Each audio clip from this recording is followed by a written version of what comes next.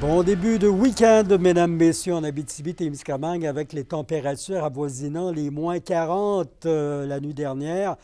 Pas facile pour la mécanique. Et avec notre climat, est-ce que le choix d'une voiture électrique pourrait être une solution? Là-dessus, Anthony Dallaire. Le froid a compliqué dès l'aube la vie de plusieurs Témiscabitibiens. On a environ 2800 appels par jour pour une journée d'hiver normale.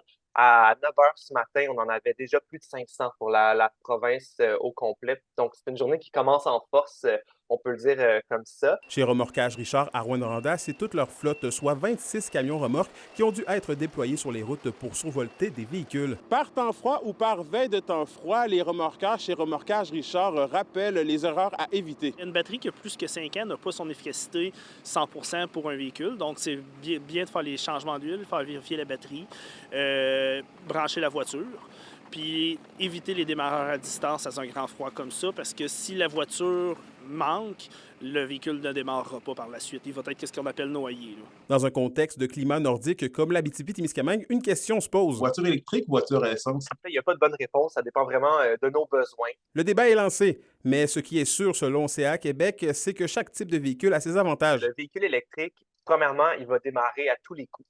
Ça, c'est assuré.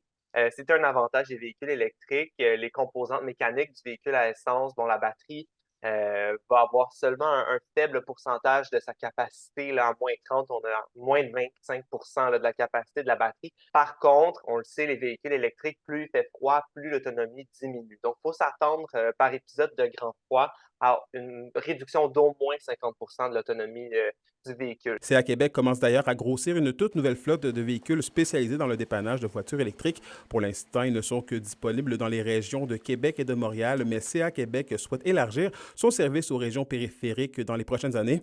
En attendant, l'organisme rappelle la méthode 4-10-30. 4 tentatives de démarrage, de 8 à 10 secondes, pas plus. Et on garde une pause de 30 secondes entre chaque tentative. Si ça ne fonctionne pas après 4 fois, il va falloir peut-être faire un petit appel à CA pour une demande de survoltage. Anthony Dallaire, RNT Nouvelles, Rouyn-Noranda.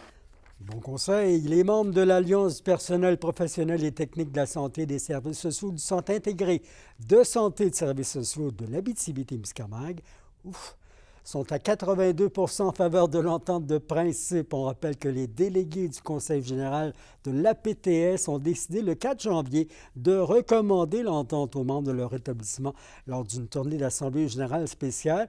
Le résultat global des votes qui se tiendront partout au Québec, là, ça va être connu le 21 février.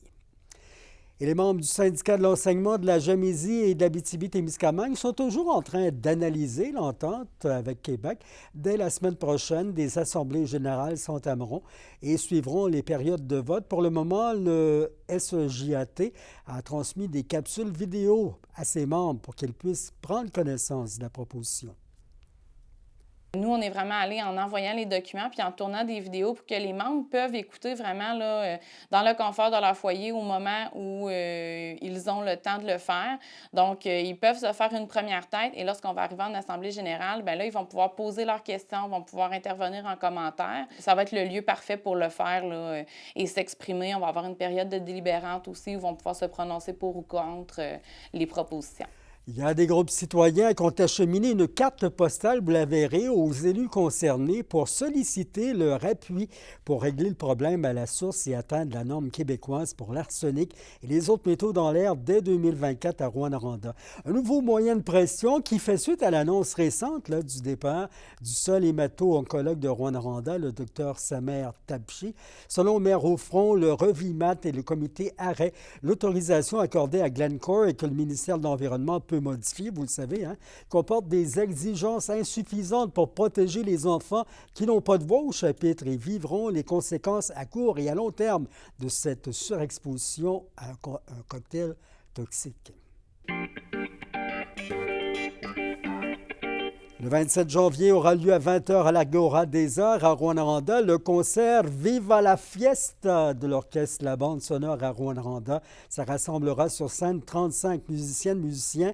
L'orchestre interprétera des œuvres mettant de l'avant la sonorité riche des instruments à cuivre et à répercussion, des airs bien chauds de samba brésilienne et de musique festive seront du rendez-vous.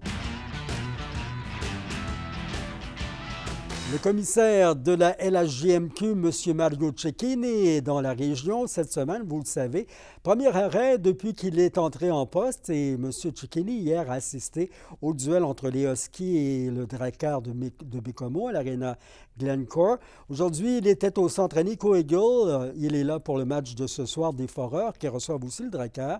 Tournée que le nouveau commissaire fait à travers les 18 marchés de la Ligue au Québec, notamment pour discuter des enjeux qui les touchent.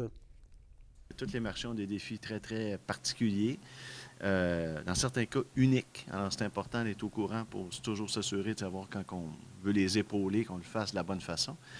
Puis la deuxième raison, bien, on veut vivre le building. On veut sentir chaque building, comment ça se passe, qu'est-ce qu'on entend.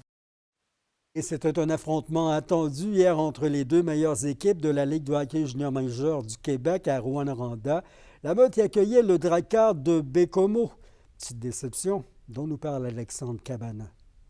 Le Drakkar file donc avec une victoire de 6-2 contre les Huskies et ils ne l'ont pas volé. Un match chaudement disputé avec du jeu physique omniprésent. On a d'ailleurs eu le droit à la première bagarre de l'année chez la Meute après 42 matchs cette saison.